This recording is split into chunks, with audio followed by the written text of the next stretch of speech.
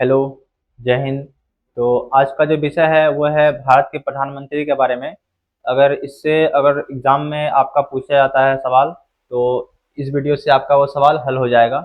हम लोग पिछले वीडियो में देखे थे अटॉर्नी जनरल, और ये बहुत छोटा टॉपिक है, तो मैं इसके लिए एक और वीडियो लेके चला आया हूँ। बस 5 से 10 मिनट के अंदर इसको कंप्लीट कर देंगे। तो देख लेते हैं भारत का प्रधानमंत्री। ये देखिए लिखा है ना, भारत के प्रधानमंत्री देश का सबसे शक्तिशाली कार्यकारी पद होता है, वह सरकार का मुखिया होता है। ठीक है। और यहाँ ये भी लिखा गया कि भारत में राष्ट्रपति नाम मात्र के प्रमुख होते हैं, लेकिन असली शक्ति प्रधानमंत्री और उसकी मंत्रिपरिषद के पास होती है। हम लोग पीछे भी देख चुके हैं, यही बात रिपीट हो रहा है। फिर से उदाहरण से देख लीजिएगा, जैसे अभी फिलहाल अभी कौन है, नरेंद्र मोदी है।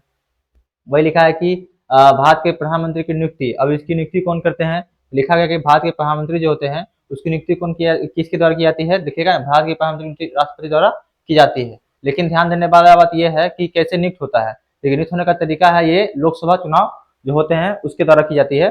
अब देखिए, जिस पार्टी या गठबंधन को बहुमत मिलता है, ठीक है, उसके बाद क्या होता है कि उस पार्टी का नेता जो होता है प्रधानमंत्री बनते हैं। मान लीजिए कि लोकसभा जीत करके आए, उसमें से किसी एक को जो सबके एक सहमत हो उनको ले लिया जाता है, और राष्ट्रपति क्या करते हैं, उनको प्रधानमंत्री बना देते हैं। फिर क्या, राष्ट्रपति उसे आधिकारिक रूप से नियुक्त करते हैं। अगर किसी को स्पष्ट बहुमत नहीं मिलता है तो क्या होता है कि राष्ट्रपति सबसे बड़ी पार्टी के नेता जो होते हैं उनको मौका देते हैं।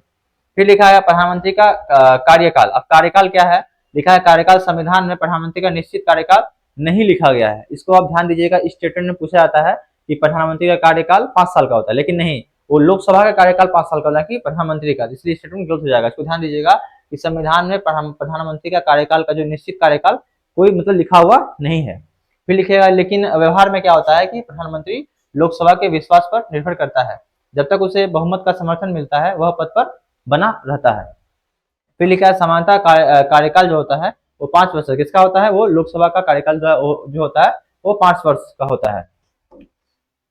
फिर लिखा गया अगर बहुमत खत्म हो जाए तो क्या होगा, प्रधानमंत्री को इस्तीफा देना पड़ता है। यहाँ लिखा है प्रधानमंत्री के कार्यकाल जो है उसमें लिखा प्रधानमंत्री के कार्यकाल बहुत महत्वपूर्ण होते हैं। इसे देखिए यहाँ समझिए, पहला जो काम रहता है, देखिए क्या है, क्या लिखा हुआ है, प्रधानमंत्री के जो कार्य होते हैं वो क्या क्या है। पहला जो कार्य लिखा है, मंत्रिपरिषद का नेता। प्रधानमंत्री मंत्रियों की नियुक्ति की सलाह देते हैं, कौन मतलब कौन मंत्री बनेगा, कौन हटाए जाएंगे, ये सब किस पर डिपेंड करता है, ये सब पीएम पे डिपेंड करता है। फिर लिखा है राष्ट्रपति और मंत्रिपरिषद के बीच कड़ी के रूप में काम करते हैं। कड़ी जिस प्रकार से प्रधानमंत्री राष्ट्रपति को सभी निर्णयों की जानकारी देता है, राष्ट्रपति को सलाह भी देता है। अगर राष्ट्रपति को किसी चीज की सलाह चाहिए तो प्रधानमंत्री उसको देते हैं। फिर लिखा गया कि सरकार का संचालन पूरे देश का प्रशासनिक व्यवस्था को चलाता है और सभी मंत्रालयों का समन्वय करता है। ये किसका काम है, पीएम का। नीति बनाना, देश की नीतियां जैसे आर्थिक, विदेशी क्षेत्र आदि तय करते हैं। ये कौन करते हैं, प्रधानमंत्री। फिर लिखा है संसद में नेतृत्व, प्रधानमंत्री लोकसभा में सरकार का नेतृत्व करता है, महत्वपूर्ण बिल और कानून पास करवाता है। ठीक है।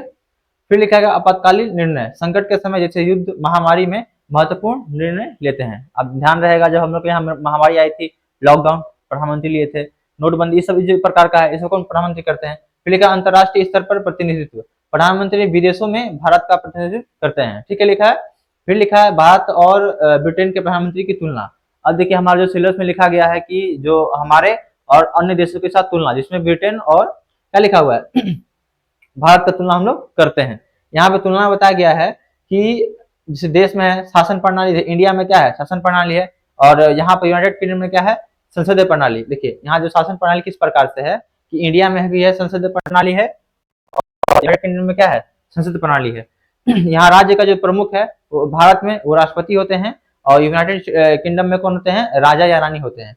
नियुक्ति राष्ट्रपति द्वारा की जाती है प्रधानमंत्री की, लेकिन वहां पर क्या होता है, वहां राजा रानी द्वारा ही होता है। फिर लिखा है संविधान, लिखित संविधान, जैसे कि संविधान जो है मतलब भारत यहाँ देश में क्या लिखा हुआ, भारत का वो क्या है, लिखित है, लेकिन वहां क्या है, वहां अलिखित है। कहाँ पर, यूनाइटेड किंगडम में। फिर लिखा है यहाँ पर संसद के प्रति उत्तरदायी लोकसभा, वहां पर क्या होता है कि हाउस ऑफ कॉमन्स जो होता है वहां पर लिखा है न्यायिक समीक्षा होती है।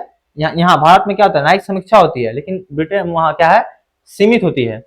फिर से देख लीजिए, देखिए यहाँ लिखा है कि शासन प्रणाली जो है वो इंडिया में क्या है, संसदीय प्रणाली है, और ब्रिटेन में भी क्या है, दोनों में एक संसदीय प्रणाली है। फिर वहां राज्य का जो प्रमुख है, यहाँ भारत में वो राष्ट्रपति है, और वहां पर राजा रानी है। नियुक्ति जो है, नियुक्ति देखिए राष्ट्रपति द्वारा किया जाता है भारत में, और वहां पर राजा रानी द्वारा। फिर लिखा है जो संविधान है यहाँ लिखित है, वहां क्या है, अलिखित है। यहाँ क्या लिखा हुआ है कि संसद के प्रति, देखिए संसद के जो, देखिए यहाँ लिखा ना, शक्ति लिखित रूप से निर्धारित होती है भारत में, लेकिन ब्रिटेन में क्या होता है कि परंपराओं पर आधारित होती है। भारत में परंपराओं पर आधारित नहीं होता है, ब्रिटेन में ऐसा होता है। फिर क्या, संसद के प्रति उत्तरदायी लोकसभा, लेकिन यहाँ पर और वहां पर जो है वो हाउस ऑफ कॉमन्स के प्रति। यहाँ पर क्या है, न्यायिक समीक्षा होती है लेकिन वहां पर सीमित है। अब देखिए मुख्य अंतर में लिखा है कि संविधान सब कुछ तय करता है, प्रधानमंत्री की शक्ति लिखी हुई है। अब ब्रिटेन में क्या है कि अधिकतर चीजें परंपरा पर आधारित है, मतलब जो चला आ रहा है उस तरह से, ट्रेडिशन टाइप का। संविधान लिखित नहीं है वहां पर, यहाँ हम लोग के यहाँ क्या है, संविधान लिखा हुआ है। अब निष्कर्ष में आप लिख दीजिएगा कि भारत के प्रधानमंत्री देश का वास्तविक शासक होता है, उसके हाथ में ही सरकार की पूरी शक्तियां होती है और वही देश की दिशा तय करता है। ये छोटा सा टॉपिक था, बस इसको स्किप करने के बजाय मैं सोचा कि बता देता हूँ, ठीक है। इसमें से पूछा नहीं जाता सवाल, लेकिन मान लीजिए कहीं ना कहीं पूछ सकता है। तो फिर नेक्स्ट वीडियो में हम लोग का जो टॉपिक है उसको देखेंगे। ये हमारा पॉलिटी का कम से कम 10 या 12 भाग करीब हो गया होगा। हम लोग 50+ वीडियो लाएंगे जिसमें आपका पूरा पॉलिटी खत्म हो जाएगा। अगर आपका यूपीएससी टारगेट है तो आप इस प्लेटफॉर्म से जुड़े रह सकते हैं, या बीपीएससी हो। ये क्या होगा कि आपका, अगर आपका सिलेबस कंप्लीट है तो आपको रिवीजन में काम आएगी। अगर आप स्टार्ट कर रहे हैं तो आपको एक बेसिक अंडरस्टैंडिंग मिलेगा। मिलते हैं फिर नेक्स्ट वीडियो में।